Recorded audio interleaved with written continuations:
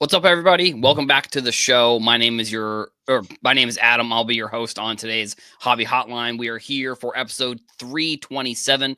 I'm here with Victor from True RCs, and then we have Chris Harris from @Stale Gum. Chris, how you doing this week? 327, huh? Yeah. That was my Air Force basic training flight number. Oh, wow. So yeah, Small world, I guess. small world, huh? Yeah. So how's your week been doing? What have you been got going on? I don't know if that's English or whatever, but I think you know what I'm saying. Well, I've been pretty much buried by 8.5 inches of snow here in Delaware, and we got another 2 overnight. So yeah, and the garage door won't open. So no, so yeah, just don't get stuck in the garage, I guess. Then yeah. Victor, how about you? What you got going on this week? And I'm doing good. I am back in the saddle. I haven't done an episode of Hobby Hotline. I believe October was the last one. Then I started a basement renovation the first week of November, entering the holiday season, which was probably not the wisest move on my part. So I am really close to getting those renovations complete. The next time I am on Hobby Hotline, I will be in the new studio downstairs. Wait, you mean that's not your studio right there for now on? No, I'm actually upstairs in the sunroom driving my family crazy. They can't wait for me to get back downstairs. But so if I have any background disruption, just please extend me a little grace. Yeah, gotcha. Yeah, shout out to Rex. He has us up on the big screen at the shops. Appreciate that. We got Abel from Vegas saying good morning. We also have Foul Ball commenting in from Ventura, California. Hope you guys are staying safe out there. I know there was a lot of wildfires and the fires were getting pretty intense. So hopefully everybody out there in California, if you're watching today's staying safe. Collector's Dream saying hello. Yeah, I mean, first week really kind of in full force here. Like that holiday, 2 Wednesdays for those holidays was a pretty weird one. So we finally got like a full sort of a week of new news from the sports card industry. And it was definitely a big one. And we'll start out with it. I mean, in my opinion, probably the biggest news story of the week was the release of the design for 2025 Topps. So as many of you probably know, this is going to be the design for Series 1, Series 2, Topps Update, and then also Topps Chrome, and then Topps Chrome Update. So this design is kind of going to go over the course of the whole rest of the year for a lot of different Topps products. They released, I think at the beginning of the week, they released the design for the cover art, which is going to feature Aaron Judge. I'll start with you, Chris. What were your kind of initial thoughts on the design? And we'll get into some other thoughts as well, but just kind of want to get the thoughts on the design out first. I think whenever Topps releases the design for next year's flagship, there's kind of this parlor game among collectors and hobby pundits of trying to compare and contrast it with previous Topps designs. And last year's Topps design was one of the best Topps designs I think ever. And they really had a high bar to set for this year. I don't think they could have topped last year's with this year's design. I know Topps is saying that it's inspired by 1982 with the stripes and the hockey stick curves. It is what it is. I think it'll eventually grow on me. One thing that I don't understand and I don't get is the lower right-hand corner player position icon thing. So instead of putting the player's position on it, they now have a dot on the field where they play. So as you can see with this Paul Skeens card, there's a dot on the middle of the pitcher's mound. That's supposed to represent pitcher. For an outfielder, it'll be either a dot in center field or left field. First baseman will be a dot at first base. I don't know what you would do for a designated hitter or a player like Ohtani. Maybe you don't have a dot at all for DHs. I don't know. I think I think Topps is trying to be a little too cute for their own good here. Just put P or CF or DH, whatever. But like you said, this is a design that's going to be used over and over again. We're going to see it in Series 2, Update, Chrome Update, Sapphire Chrome, whatever. So, oh yeah, and then also the better Sapphire get products. I used did to forget this, about so. those also, but yeah, and I mean, honestly, I feel like that's the sentiment a lot of the times with these new designs, because I think in the sports card industry, I definitely have noticed that there's definitely a weird balance between people liking the new thing and then people not liking the new thing. So it's like the new players, everyone is obsessed with the new players. Like they go out and they want to buy all the new players, but it's like when it comes to a new concept or a new design, it's like it usually does take a little bit of time for people to kind of get to liking it, I guess is one way I would put it. Victor, how about you? What were your kind of initial thoughts when you were seeing some of these designs this week? Well, first I gotta give credit where credit is due, and I kind of enjoyed the hype video that Fanatics released. I thought that was really creative. As far as on the marketing side of things, it was marketed pretty high end. You had Spike Lee there, kind of bringing them in, and then you had Ronald Acuna Jr. kind of handing the baton to Judge, and all of that was pretty cool to me. As far as the design, I like the 82 retro feel to it.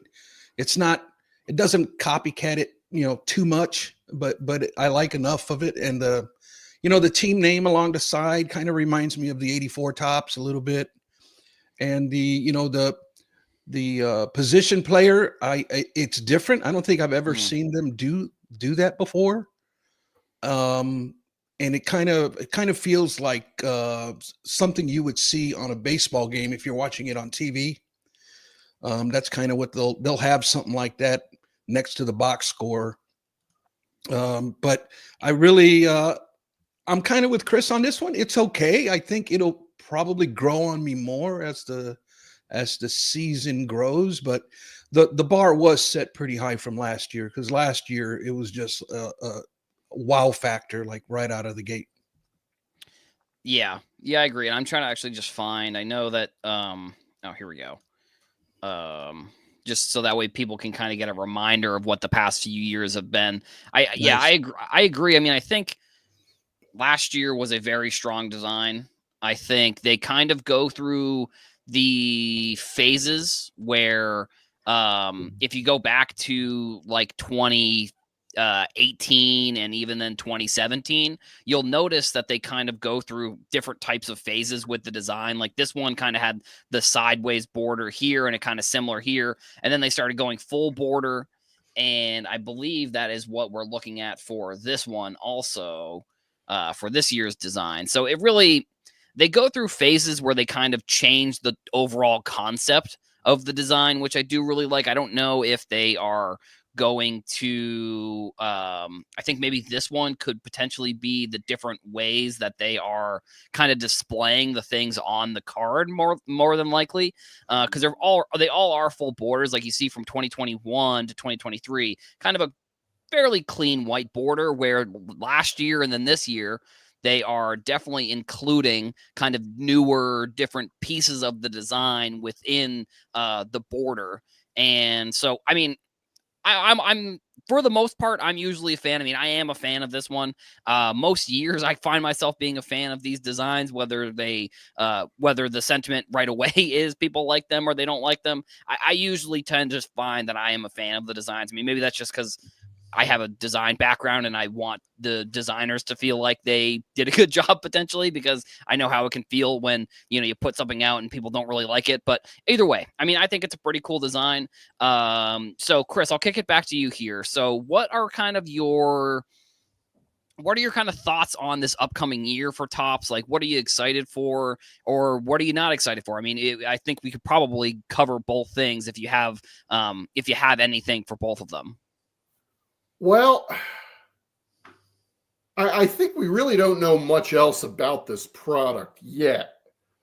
So I want to hold off on that. I know Topps released something on their website this week that got a lot of people in the hobby talking about how the product, how 2025 is going to be structured. I think they've taken it down. However, I think Ryan Cracknell of Beckett was able to get most of the information from that slide on there. Let me share that page with you now. The what Beckett posted about the details? Yeah. Okay, yeah, I can find that. Topps. I think it might be. Is it this one? I shared the screen with you, so you should be able to. Oh, okay. Oh, yeah. Oh, I got it. Okay, yeah, I'll add that one in here. Okay, there you go. So this is Ryan Cracknell of Beckett. He basically scraped most of the data from that page that was on the Topps' website that I think has been removed. The details, 350 cards, which, okay. I think it should be bigger than 350 cards. I think it should be 400 by now, but that's just me. But this is the part that I think got a lot of people rankled up, and that's the parallel lineup. And there was one two things that I want to mention is that it appears that they've culled a lot of the high numbered parallels that they've added over the last couple of years. There used to be a parallel number to 999, one to 799, one to 499. Those appear to be gone, but they've also added a number of lower number parallels, like a canvas to 50. That appears to be new. Gold rainbow to 50. That's new. Wood to 25. That's new.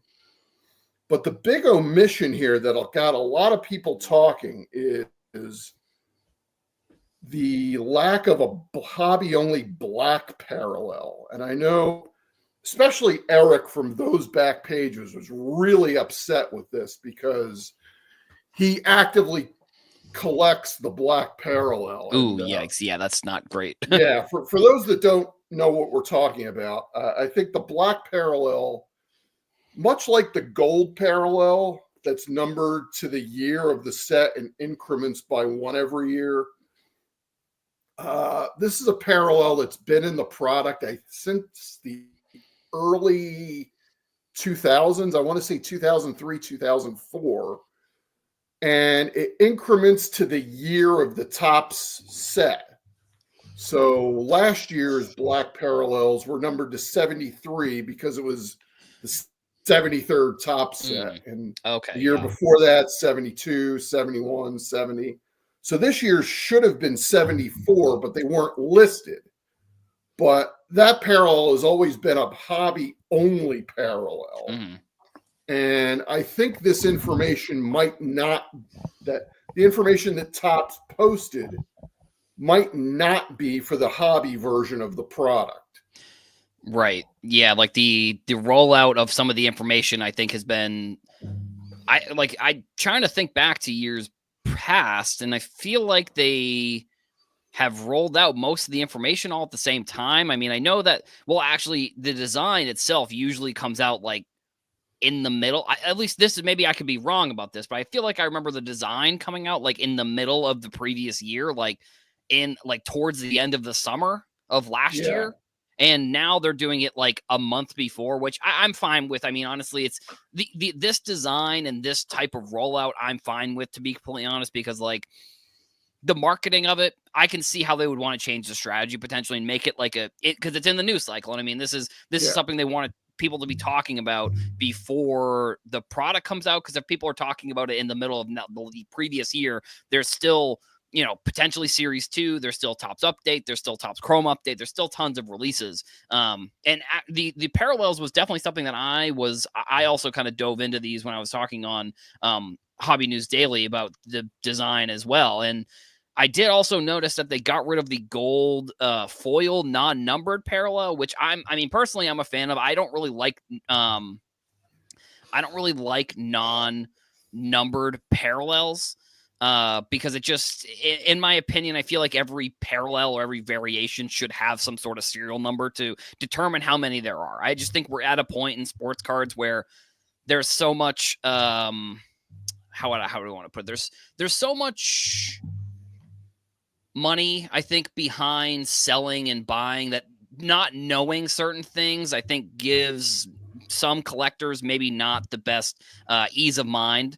I'll kick it over to Victor, and then I'll kick it back to you, Chris, in a second. So, Victor, what were your kind of initial thoughts on just the rollout and kind of stuff that you're looking forward to with the flagship design, stuff like that?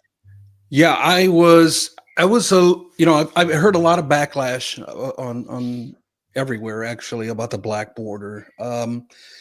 I am curious, why did Topps take down their post on this? Is it because they're going to do changes, or is it because they make a mistake? Because I don't see the Mother's Day and Father's Day parallel on here, right, those were the either. other two.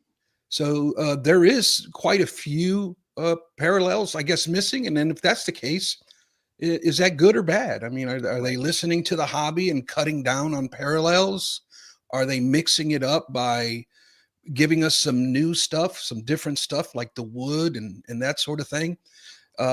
Good or bad? I just turned to this great website called Baseball Cardpedia, and I looked up 2024. Oh, that is a great website. Yeah, it is. I was looking at how many parallels does 2024 have, but I ran out of time, and you handed me the baton. But I was wondering how many total parallels in last year's product versus this year's product. And I'm trying to count them up here. Or at least from what I counted, I think it was like 22 last year and then 23 this year. But I think they were switching some of them. So like Chris was saying, I don't know if they're going to. I can't imagine that they would just get rid of some of these parallels, because that just doesn't make much sense to just be like, we're just parallels that people like people like these aren't just random ones. Like, these are ones that people enjoy collecting. So I don't know why they would just get rid of them. I do probably see them adding them back in if I had to guess. Yeah. And Adam, to your question about the gold foil parallels, those have traditionally been in jumbos only. So we don't know what's in the jumbo packs yet. So they could be in there as well. And then there's also the retail exclusive parallels, like the blue, the yellow, the purple. I'm sure there's going to be a parallel for Target and a separate parallel for Walmart, separate parallel for Meijer stores, those kind of things as well. But I'm also oh, go ahead, Chris. I'm sorry. I do think it's good that they are starting to thin the herd with the number of parallels that people don't really want. I wrote an article a couple of months ago on Hobby News Daily about just how the over glut of parallels that are in products nowadays, that at the end of the day, no one really wants. No one wants to collect them. Nobody really PCs a lot of these guys. You're kind of just saddled with them. And I think it's good that Topps is going to cull some of these and replacing them with lower number parallels. Right. Yeah. I don't know if that's really good, because you're also really kind of devaluing now those lower number parallels. I mean, there's, by my count, again, I'm referring to the Ryan Cracknell's article. There's going to be 2 parallels numbered to 99, 2 to 50, 2 different parallels to 25, 2 different parallels to 10, and now 2 different ones of 1. Mm-hmm. That kind of just waters the value down if there were just only 1. Right. Instead of 2. See, and I don't think they got rid of the black, because we see here on this list that there's a black rainbow foil, which last year there was no black rainbow foil. So that's new. That's new. So did they really get rid of black, or did they just change up new. black? I think, I don't know. This is maybe a little bit of speculation, but I just think like Fanatics and Topps, the company itself has grown so much that like it feels like maybe before you had, and this is, I don't really actually know, this is again complete speculation, you probably had like a few teams, like maybe 1 to 2 that would work on some of these big products, and then you had maybe 1 or 2 teams that would work on different products, and now you really probably have like multiple different teams all working on, especially Flagship, because Flagship is their biggest product. So you probably have multiple teams working on this, whether it's the marketing team, whether it's the the product operations team, the design team. There's tons of different teams, and realistically, just based on how much they have grown, I could see this just being a miscommunication here. Like we have sort of seen that in the past, like with, for example, Bronny signing the NIL or signing a deal with Topps.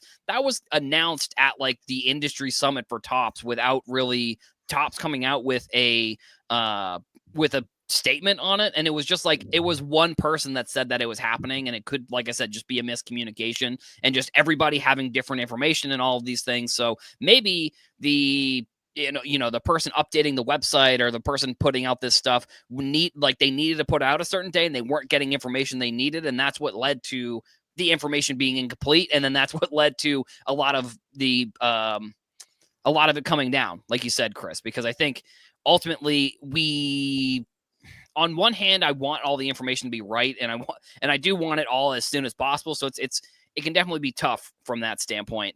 So yeah, I mean, Chris, did you have any other final kind of thoughts on this this first release, you think? I want to kind of withhold judgment on this until we know everything about it. What's going to be in the hobby version? What's going to be in the jumbo version? I think we'll learn a little bit more in the next couple of weeks as to the totality of 2025 Topps baseball. Right. Yeah, I agree with that. Victor, how about you? Any final thoughts here before we switch over to a different topic? Yeah, I echo those sentiments, but at the same time, I looking at this initial list, I do feel that Topps is kind of listening to the hobby per se, as far as cutting back parallels, as far as giving us a different type of design, kind of like lower serial numbered type stuff. So as far as Topps listening to the overall consensus of the hobby, I think they're showing that here with 2025 Topps. Right. Yeah, I agree, and I think we definitely want to jump on the news cycle of these types of things. And I do agree with both of you guys that I think they may have just not accidentally released some of this information, but I don't think they had all the information they needed. Because again, it could even be that like hobby, jumbo, retail, all of those could be different teams now because of how large the company is at Fanatics, just based on working in a corporate setting like that. And kind of working in a marketing department where you have 10 different people in 10 different departments all need something from you. So it's like, I feel like it's probably a combination of all of those things. So, I think hopefully they can get things sorted out. Like this is one of the biggest releases of the year. So it feels like you would want to have all your I's dotted and T's crossed. I almost said that backwards, but you would want to figure you'd have all those things. Like I had an old boss that said, it's better to measure twice and cut once. Exactly. That way you're saving a ton of time. And I think that's really what they could take that advice from my old boss potentially. So next topic we have here is a pretty crazy one that kind of appeared this past week. So this is not the top PSA 10 number because there's 3 or 4 Pokemon cards that have more PSA 10s. But now, in less than a year, because I believe Prism Basketball was released last February, in less than a year, we already have a new highest PSA 10 card, which this is, I don't know if it's going to break like Ken Griffey Jr., the upper deck that crazy 1989 rookie. That one has like over 100,000 total graded. I don't know if we're gonna reach that one, but we have reached a new number for PSA 10s. So Victor, I'll start with you here, and I actually have to grab my laptop charger because for some reason my computer is dying way quicker than normal. So Victor, I'm gonna kick it to you, and then I'll be right back. Okay. So when I heard this news, and this has been talked about for a few months now, starting when he was the 15th most graded all time, and we've just been following it for the last 3 months. The topic's kind of old news in my opinion, but I've always had the impression on this specific topic, like so what? What is the big deal if this is he is the most graded player all time? When you consider the amount of products, there's a high number of products that are being printed all time. There's the print quantities are of all time highs. Collectors are at an all time high. So with the amount of cards of Wemby that are being sold, also in comparison, we need to look at how many cards of him are being sold. And I did this exercise a couple of months ago on a video, and back then, his Prism base rookie card, this one that we're looking at, back then was selling 3,000 times a month, which averages out to 100 times a day it's being sold. Wow. So long as there is demand and there's movement on these cards, I don't get, what is the point? The point is that are they going to hold long-term value? And there's the doggone problem right there.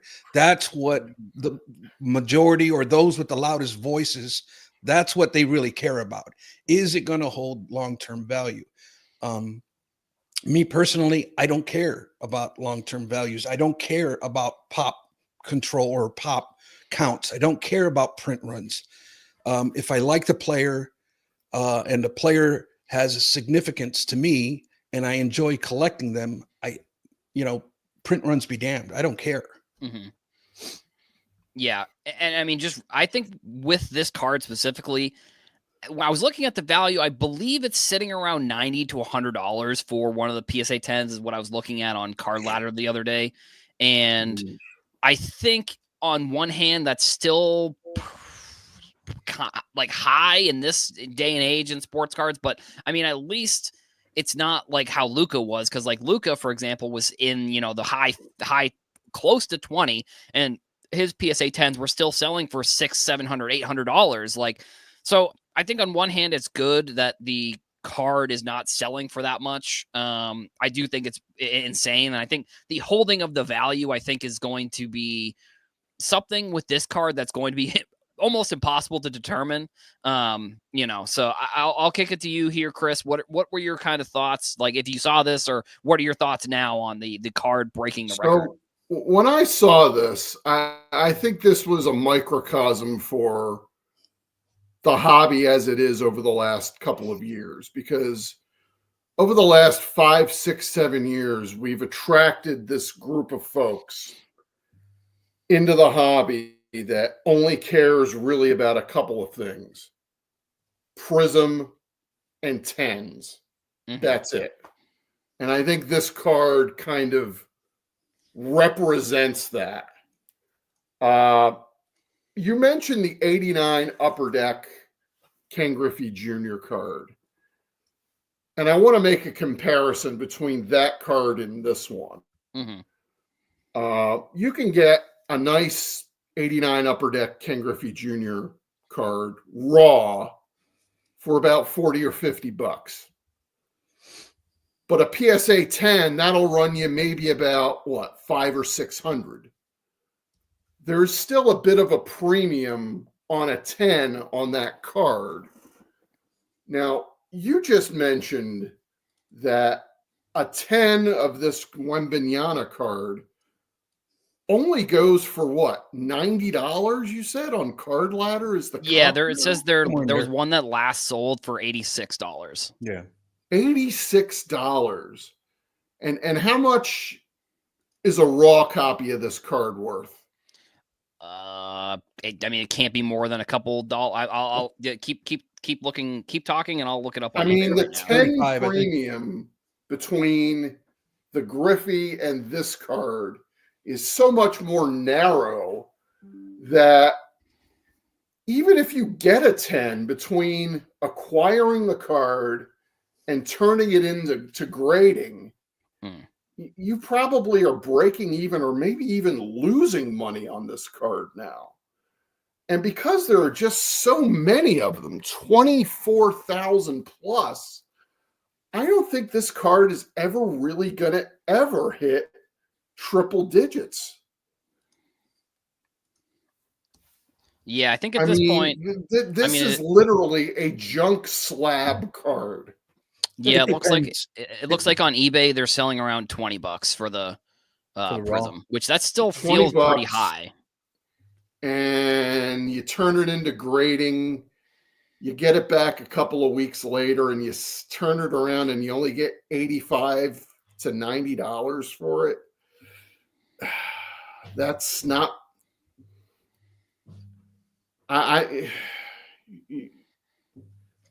Yeah.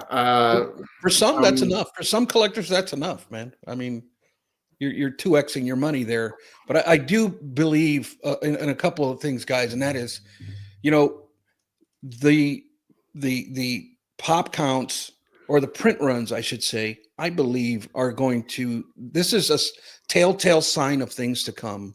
Fanatics has a goal to 10x the hobby. The only way they're going to do that is to take the hobby global, which they are showing telltale signs of the hobby actually going global. With that said, how do you think they're going to meet the demands? They're going to increase print runs. And I think this is going to be something that we're going to have to get used to. High print runs are going to be what they are. They're high print runs. Right. But they're not for everybody, right? But there is a sect in the hobby that it doesn't matter. They don't care how many print. They want the player that they like. They want the hot player. They want the hot card, and that's going to be the Panini Prism for Victor. Right. So I don't, it doesn't matter. Right. Yeah, and I mean, I just wanted to pull up some of the numbers here, and I don't know if this. I don't know if maybe the 10 isn't the best example of this. Maybe the 9 might be a better example because if you look at the total number of this card, the Griffey, there are like I said, over 100. Oopsies, I scrolled in too far. There's over 100,000 of them graded. And that is, 1989, that's 30, 40, 30, 36, right? 36 years? Yeah. Yeah, right. 36. That makes sense. That's 36 years ago. So my question, or at least, I'll ask you this first, Chris. My question is, do you think that there are as many Victor Wembanyama Prism cards as there are Ken Griffey Jr. Ken Griffey Jr. Upper Deck cards? Because, do we think that, if you just look at Ken Griffey Jr., for example, in that 1989 year, the top four total graded PSA cards are like the Upper Deck Griffey, the Topps Traded Griffey, the Fleer Griffey. It's like all of these Griffies that are in like the high, almost like you have, I think the Upper Deck is in the six figures, and then the rest of them are all in the 70, 80, 90,000 total. So do you think that there are that many Prism cards, or do you because this is one of the questions I always have is what is the percentage of cards that are available that are graded versus how many there are just in total? So, I'll ask you that question, Chris. I mean, I know it's kind of a hypothetical. We don't really know necessarily, but what are kind of your thoughts? I mean, the print runs back then were just ridiculous. Right. Even among 89 Upper Deck, which was considered a limited product, they made millions of copies of that card. Mm-hmm. One caveat with specific to the Griffey card, though, is that because it was in the corner of the uncut sheet, Right. a lot of upper left corners of that card came out of the pack dinged or off center. And because the factory sets were also collated in numerical order, the number 1 card was up against the side of the box. So fewer cards coming out of the packs or coming out of fewer Griffies coming out of packs and factory sets came out of the packs in mint condition, unlike today where most cards coming out of packs come out of packs in relatively good condition, whereas if you were to just open up a random pack of cards and send them all to grading, they're all going to pretty much get a 9 or better. You can't really say that among 89 products. But as far as number of gradable Griffies as opposed to gradable Wembanyamanas, I think there are a lot more gradable Griffies out there. And because of that, I mean, you see right up there, a PSA 10 Griffey goes for last one sold for 1,700, 2,500. I think the 500 to 600 that I quoted early might be for a 9.5. So, okay, yeah, because I pulled these up here, so like it might be like a BGS 9.5 probably, but like I think these were some interesting numbers as well. With that 116,000, there are 32,000 PSA 9s and 42,000 PSA 8s. Which, if you look at the PSA 8, the value of the PSA 8 for the Griffey is basically the same as the PSA 10 for the Wembanyama, and there are still almost double, not really double, but there's still about 20,000 more PSA 8 Griffies than there are PSA 10 Wembanyamanas, which I know I say Yama. I know someone commented on something that I did recently because I pronounced it with an N, not an A at the end, but whatever. So, if with the Griffey, it has that sticker on the back too, which I know that like if that gets chipped at all, like that's really what hurts the grade on it. Yeah. But still, like if this card gets up to any of these values, like does it still hold the? And actually, maybe I'll ask you that question, Victor. If you think that this Wembanyama PSA 10 gets up to either of these two numbers in terms of the PSA total graded, do you think it still holds these types of numbers, or do you think that this 86 only goes down? It depends, Adam. And I made this comparison with these exact two cards a couple of months ago.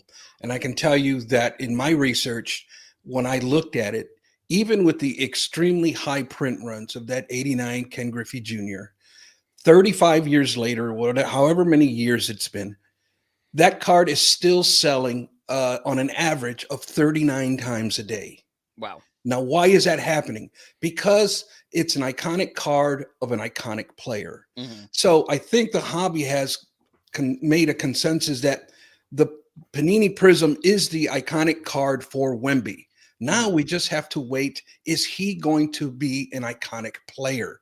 Mm-hmm. And only time is going to tell. If he continues the way he's playing this year, because the kid, he's on an MVP route this year. Yeah.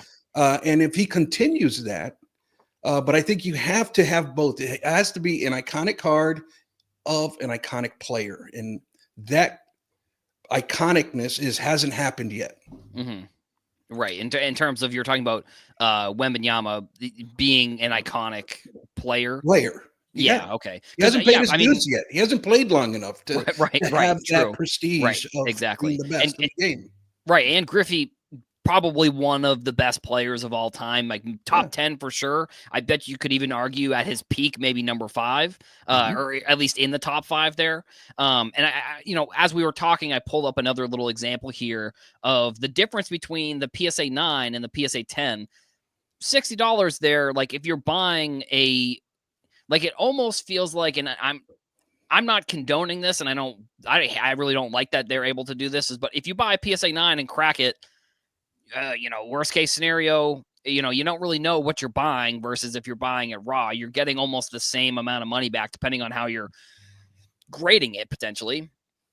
But I don't know. I mean, and then you see the difference between the Griffey. There's still 32,000 and it's 183,000 or excuse me, $183 card, which that's still like, if you have this Griffey ungraded, you're still getting a lot of value even if you get it graded and it comes back a 6 or a 7 or an 8. You're still getting more than your money back with that card potentially. So it really I don't know, it's definitely a topic of conversation that I think we're still a year into this card. That's sort of the interesting thing. We are, even though Wembanyama, he's on that MVP, he's in that MVP conversation. Like if he turns into Giannis, that would be,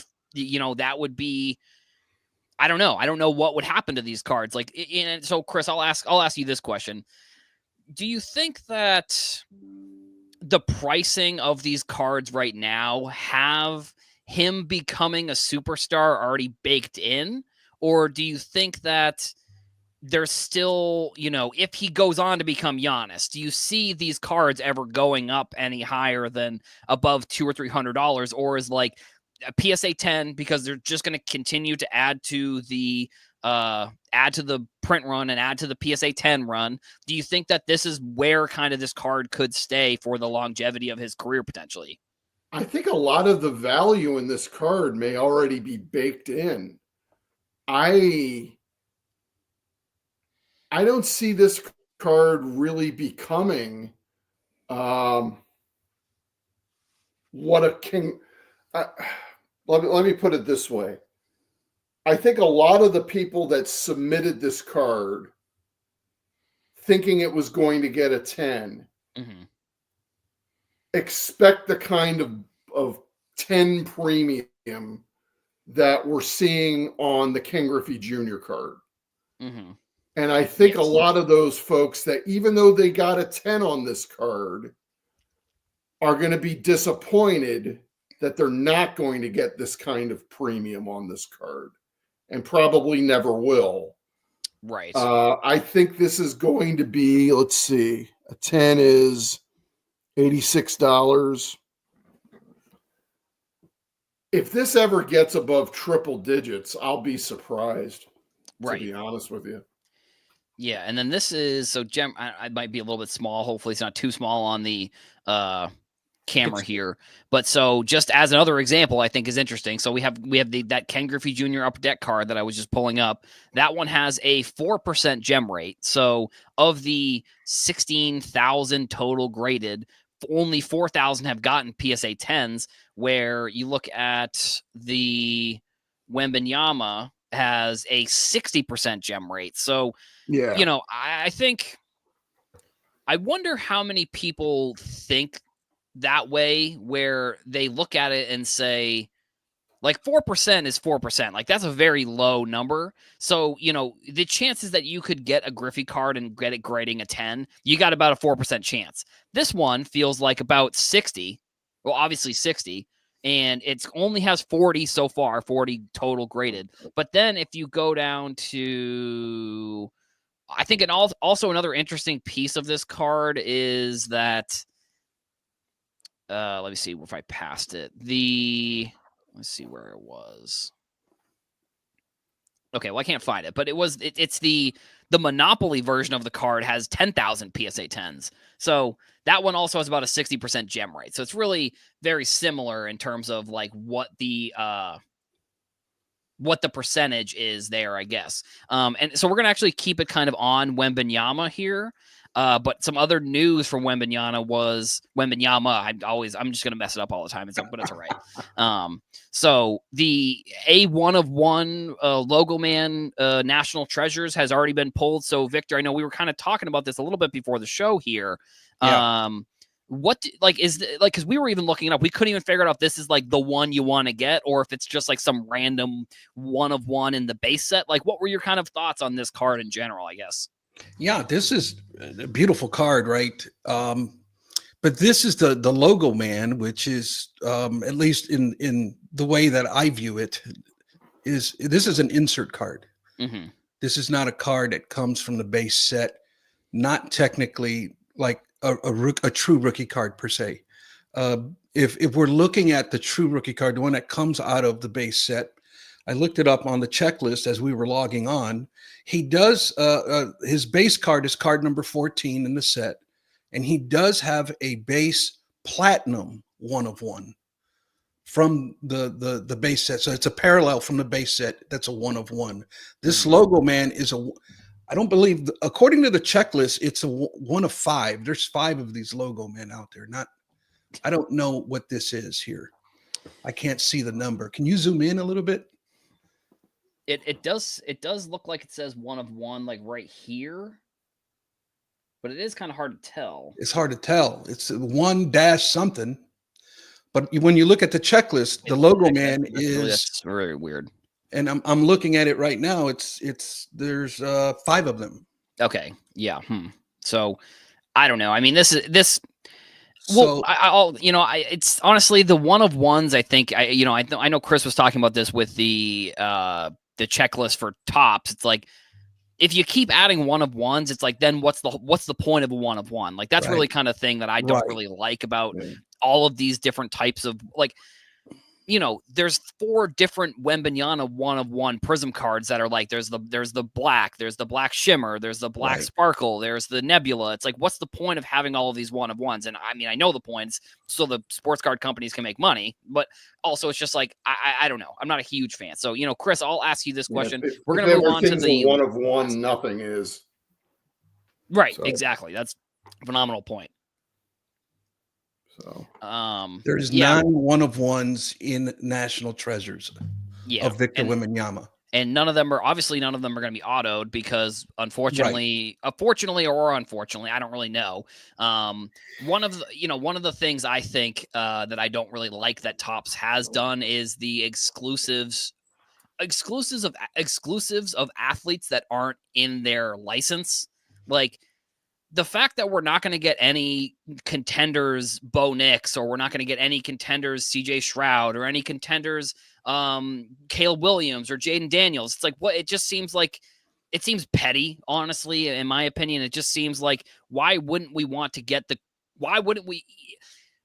Topps is going to, there may be years where the rookie class isn't very good, but also Topps is going to have to find a way to create products for football and basketball that hit the same as contenders and national treasures. And I don't know if they have those yet necessarily, but not at least giving collectors the ability to get the cards of those players. It just, in my opinion, it's good business from a money standpoint, and from, like, you're kind of hurting your opponent here with Panini, but I just don't like it, because I just wish that we could get I wish the 1/1 National Treasures Wembanyama autograph existed. Like, I just wish that card existed. I wish. I agree with you 100%, Adam, and I've said it before. It's the ones who truly suffer at the bottom line is going to be the collectors, right? And it's the strong arm tactics and the lawsuits and bickering back and forth on the legal side of things. Unfortunately, the collectors are the ones who suffer the backlash from all that. Right. And, and then you have that Mercury product that came out for Wembanyama that's like the $8,000 box. And it's just like, it just seemed like a lazy product that they were just like, we need to figure out a way to make our money back on this. And then they come out with it a year after he's not even a rookie. And, Victor, I'm sure you have talked about this at length of when rookie cards are coming out. I know that at one point on one of your episodes, you gave me a little bit of a shout out there, talking about how there's just no rules in terms of, like, when people can come out with cards, and when like Topps is coming out with a Topps or the Topps finest maybe of Wembanyama as a rookie, and it's like, we're halfway through the season. Like, at what point do we have to say? At what point do you just say, we're just not doing it anymore? Like, I don't know. And sure, maybe there's money involved, but I almost feel like, how much is it really worth the 10% or the 20%? And maybe it is higher, and maybe it is worth, and that's why they're doing it. But to me, it's like, all you're doing is almost hurting your reputation by coming out with products like a year and a half after they should be coming out, and for no reason too. Like, it's not like, Right. I know that like Upper Deck had an issue with one of their not the distributors, one of the manufacturing places. They were having some issues with like the glue for some of the higher end like RPAs, and they had to come out with the product a little bit later. And I think that's fine, but it's like, also at some point you just have to say, well, we're just have to put these in a different product. We can't, but like, why would we come out with it? And I don't know. So I mean, There are no again, excuses it anymore. does get me a little riled up. I think it's one of the few things that annoys me really in the industry is just the fact that they can just do whatever they want. And, people who are in the industry every day, maybe they're going to get upset, but the people who aren't researching and learning and doing things in the industry every day, they probably won't even know. They're going to be like, oh, a new product, I'm just going to buy it. They're not really, no, and it's an oversaturation of the market. I mean, you got the new stuff coming out and then the old stuff coming out. It's like, exactly. My goodness. Yeah. I'm waiting for Topps to come out with 1950 Bowman Chrome. First just like first Willie Mays and all those guys. Yeah. I wouldn't hold it against them for making it, but come on. Yeah, like just totally remake the 1952 set with just all Topps Chrome, something like that. Yeah, I mean, unfortunately, now that idea is out in the ether, and now they're probably going to do it because I feel like that's sometimes just how it works. But and if anybody from Topps is listening and comes up with that idea, make your check payable to Christopher Harris. Wow. Right, exactly. So we are going to move on to the last topic here, which, I'll ask you guys, do you want to do the wrestling cards or do you want to do the I got the Wembenyama on my head. The Otani 1/1 50-50 card. Cause we've got probably enough time for one of these topics. So, Chris, what do you think? Whatever. Okay. Victor, I know thoughts? Topps just got back the WWE license, and they're starting to put out Topps now. This week, by the way, was the debut of Monday Night Raw on Netflix. Mm-hmm. So that was kind of a big deal. They brought back The Rock. They brought back Undertaker. Hogan. They brought back John Cena. It was a big night. So yeah, and it was the highest viewed TV show. It beat the Squid Games record. So I guess we'll just talk about this. It's kind of the same thing basically. So Victor, kind of are you a wrestling fan? What are your kind of thoughts on? Man, I was back in the day, but not today. Yeah. Gotcha.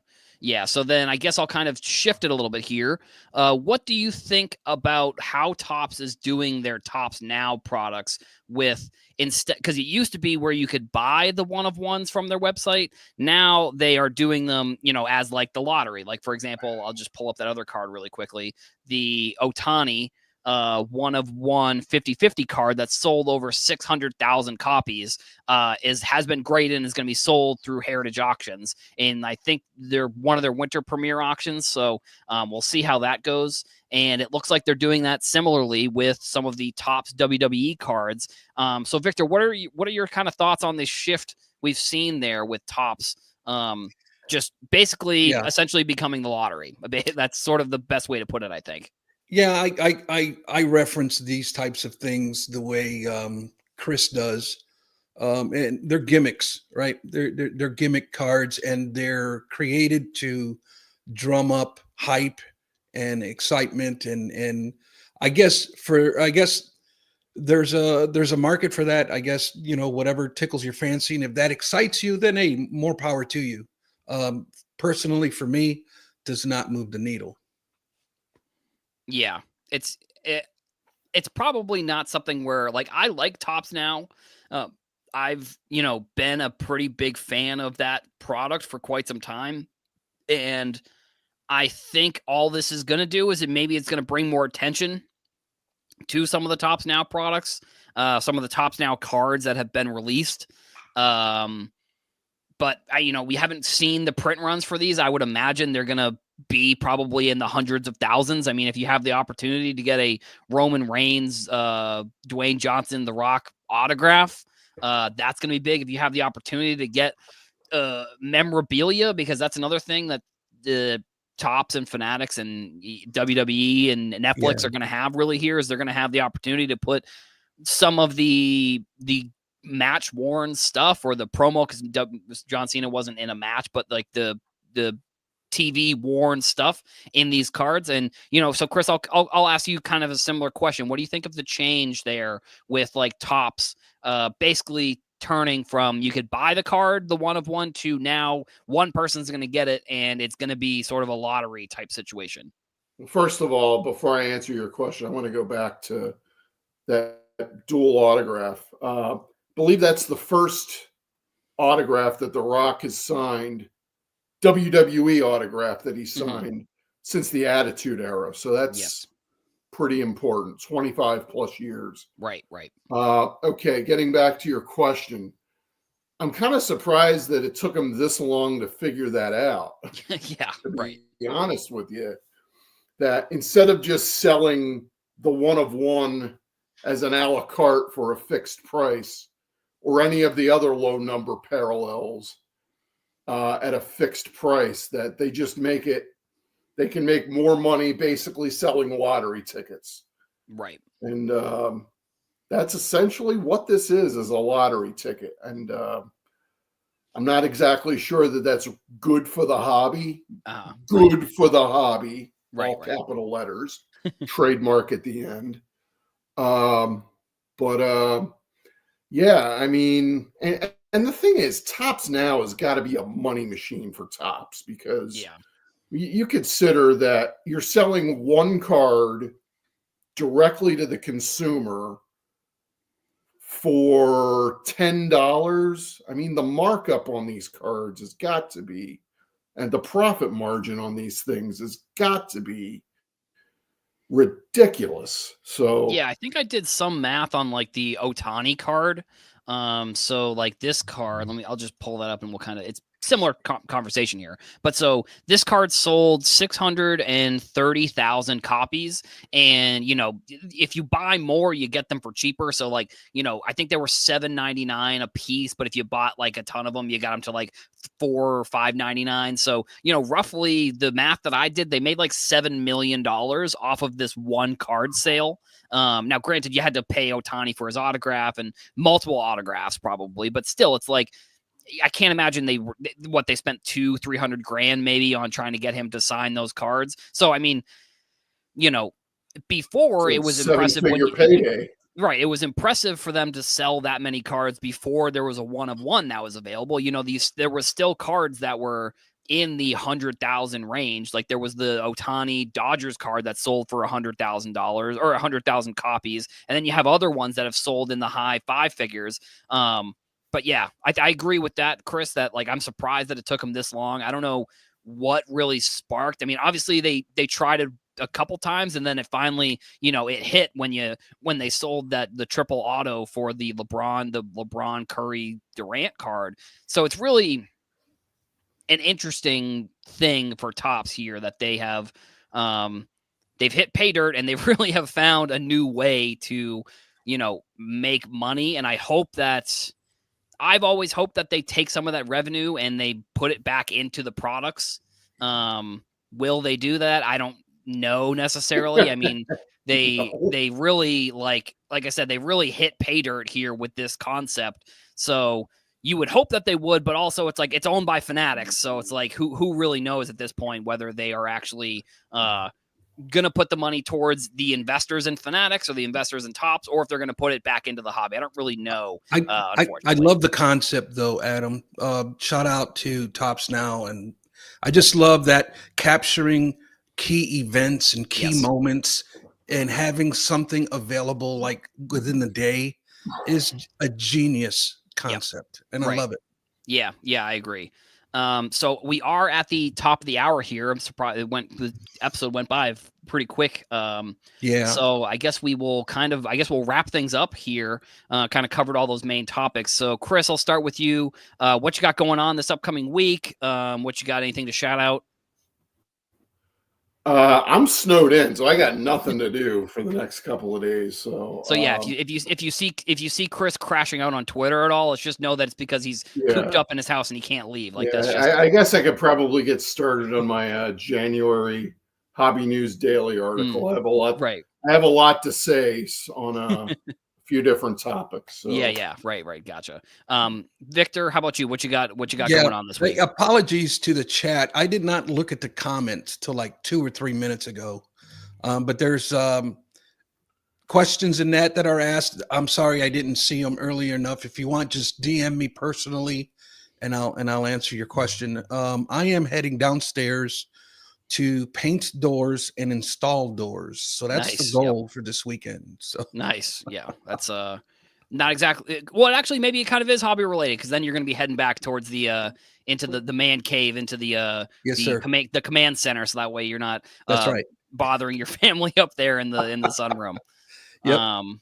Yeah, so I mean we'll be back here next Saturday on Bench Clear Media for episode 328, I guess. Anybody just any other thoughts to be on next week as well, so I don't know. I was kind of pressed into service this week because of a cancellation. So gotcha. I may or may not be here next week. So you have been warned. Gotcha. Yeah, sounds good. We got one other comment here. 31 days until spring training. Mad City Brew. Love that. I mean, that's one of the big things that I love about Series 1 is that means tops. That means spring training, and spring is right around the corner. I mean, it is snowing where I'm here, and Chris said he was snowed in. I don't know about Victor, but we do have some snow up in the Northeast. So, make sure you come back here next week. Bench Clear Media. And I think we're on the Hobby Hotline YouTube channel as well. So you can check us out on both. And that is going to be it for today's episode. Thank you, everybody, for watching. Thank you to the chat. Sorry, we were kind of we were really into the topics today. I think I tried to cover some stuff in the chat, but I think I definitely missed some of the comments. So shout out to everybody. And we will see you guys all next week.